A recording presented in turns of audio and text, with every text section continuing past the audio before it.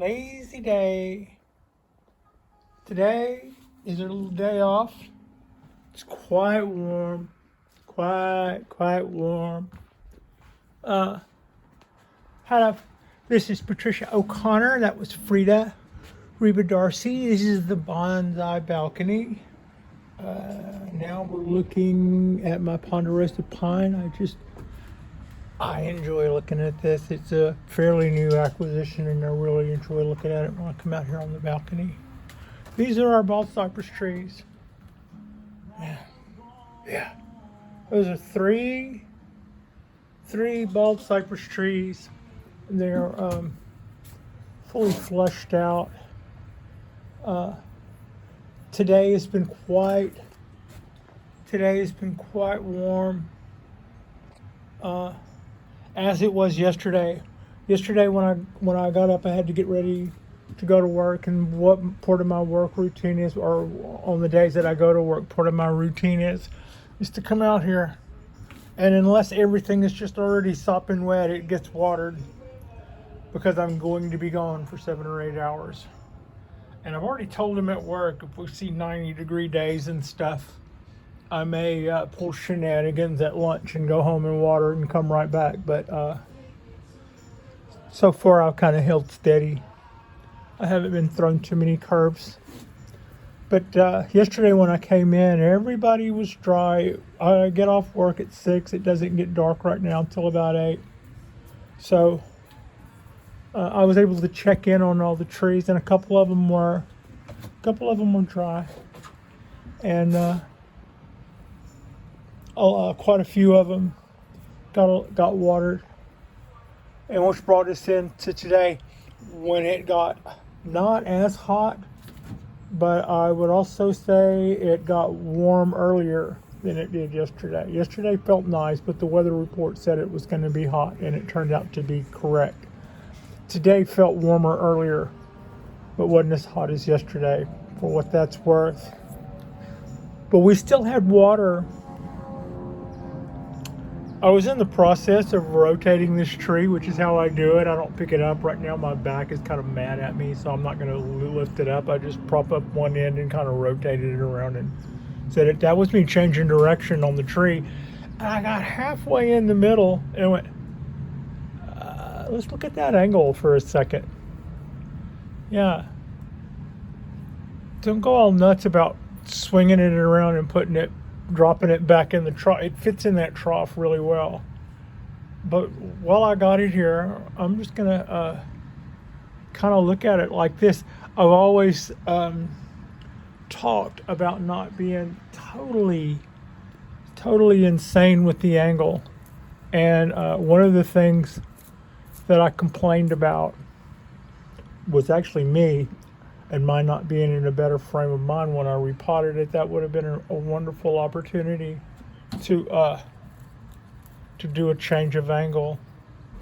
And I had made a decision to repot this tree on a certain day, and on that certain day, it turned out to be a really, really rough day. And my 16-year-old dog, who I had all that time, passed away, and it was just on the news was just horrible. So it would have been a great opportunity to have said, why don't you wait until later to do this? And instead I felt like I needed the distraction. And a couple of things I didn't like about my repot. One, directly underneath here is a part of the soil that's called the sheen. And it is so important to this tree. Like about this time last year, and I've already kind of started noticing it this year, the tree will start doing a leaf exchange. It'll just start dropping. They'll turn yellow and drop in a day. And I've seen it get weird about that before. It's like it's flushing out all these leaves. So, okay, of course you're going to expect, if it's flushing out with new growth, you could also expect to see some old leaves dropping.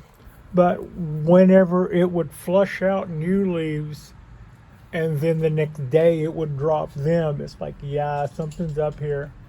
And that may have been more of what I was going through, because I hadn't figured out my feeding, maybe my doing the bio gold hadn't started yet or something. Or maybe we had something. I'm not really sure, but it'll be interesting to see whether or not that happens this year.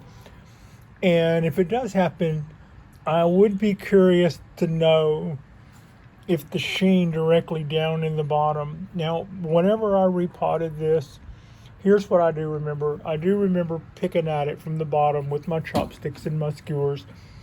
And I do remember breaking the surface over here somewhere. But most of this is an enormous adobe ball. I mean, it was really hard for me to tell where the tree stops and the mound ends. That's how compact all of that is, and that should have taken hours, and it didn't. And it didn't because I don't think I did a thorough enough job. And that also makes this tree a little slower to water. It means I have to go back over it and make sure that mound soaks up the stuff.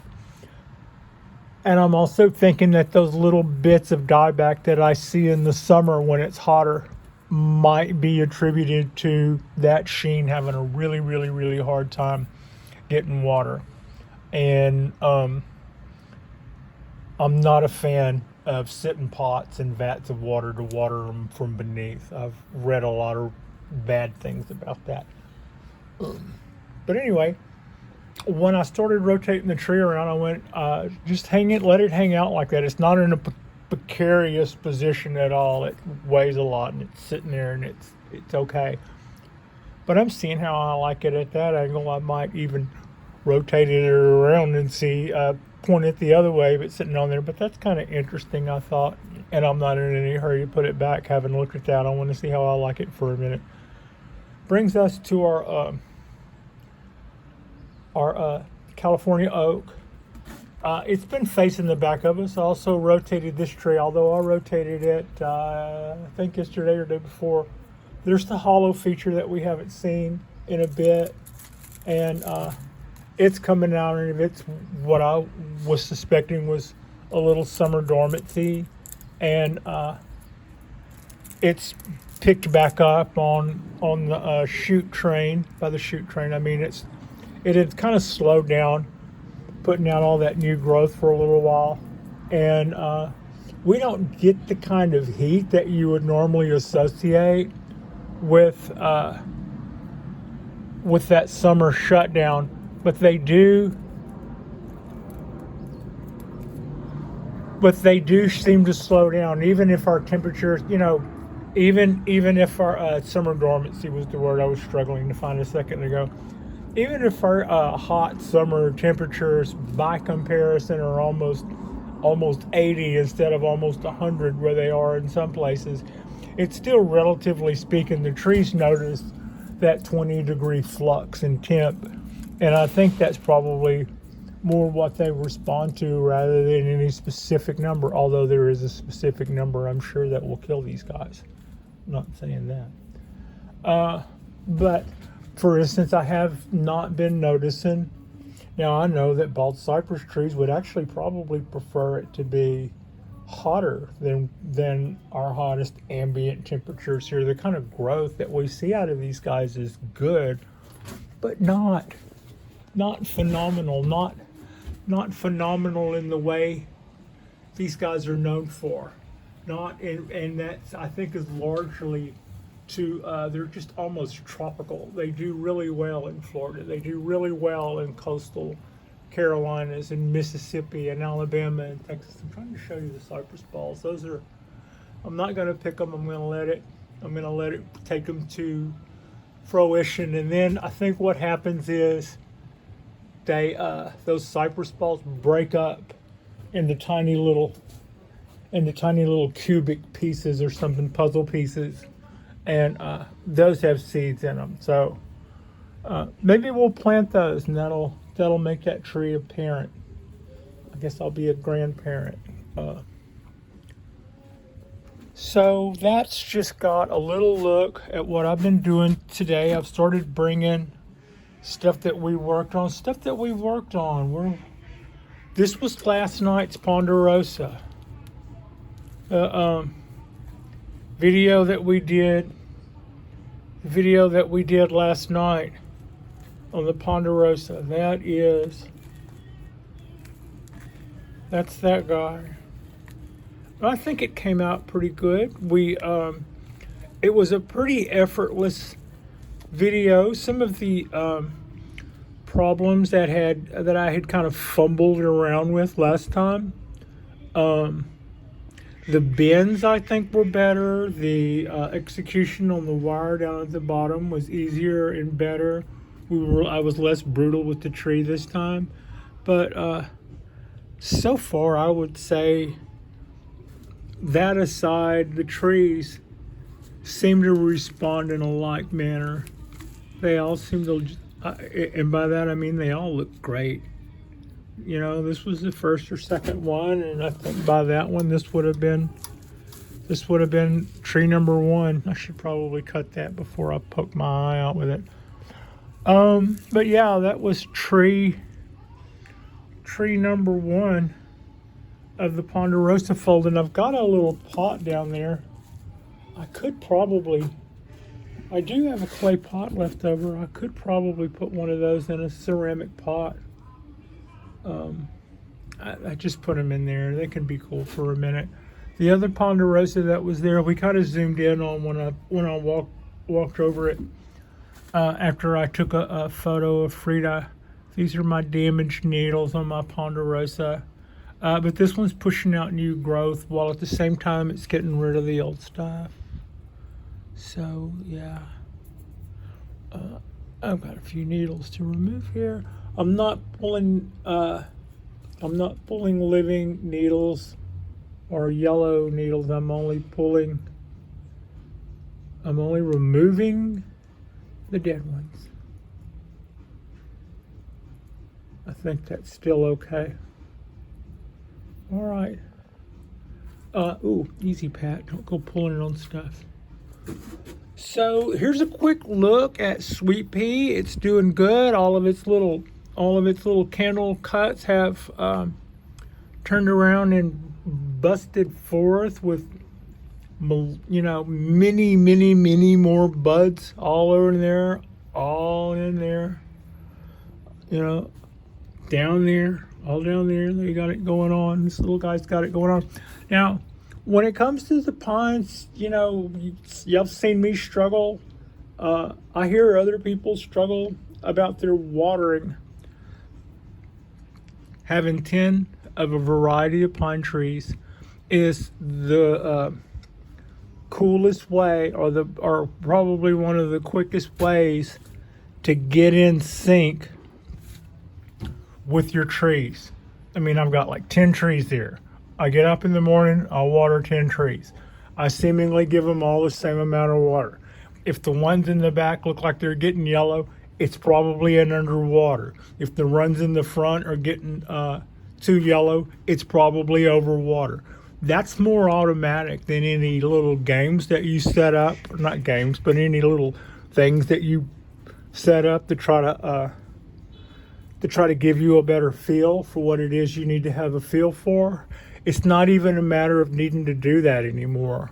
Just seeing the trees, you kind of look at them and you go, well, among this bunch of trees that are all the same age, that are all the same species, that all came in the same box, and they're all under the same grow light, and they're all under the same shelf, and this one, and this one on the back row look yellower than the front 3, I'm probably not reaching over and watering them long enough. So, and that's just kind of like what I mean. It becomes less. You can be less analytical about that and just read the situation, and then use your analytical brain to reach on other areas where that might be helpful. So that's kind of something there. People will say when you have more than one, it's easier. Not only is it easier, parts of it become a little bit more automatic for you. You find that you get it right without having to think about it as much. And that is a great way kind of take the stigma out of something that has kind of maybe had you on the ropes, like how much to water your Japanese black pines. Having 10 of them went a long way towards helping me to figure that out. Whereas whenever I transferred that knowledge over to Ponderosa, I was told, don't you dare water those too much. And that's such a broad statement. I'm going to come away with that Ponderosa that I lost, and I'll never really quite be 100% sure if I over or underdid something. Nothing like having 10 of them to help you feel like you can ride that bicycle right straight down the lane without causing yourself incident. So, okay, everybody's looking great on the balcony. I just thought it would be a good time to show off a little. We've got some really hot temperatures, but I was able to deal with it with a second watering yesterday, which meant that when we started our day today, most of the trees still had a little bit of water, and so I was able to put off the first watering of the day. I actually came out here with full pitchers and then set them all down on the rack and walked away from them for a couple of hours until more of the trees were ready for their watering, and that went a long way towards helping us keep cool today. I think tomorrow is supposed to be a little bit cooler. And then once again, I will have just scored one past the goalie on a hot day. That was kind of by feel. That was kind of like whenever I saw what our weather was, I was going, well, I'm going to be at work on the hottest day. So we're going to water in the morning, win, lose, or draw, which we did. Just didn't even hardly look at him, just went through and watered.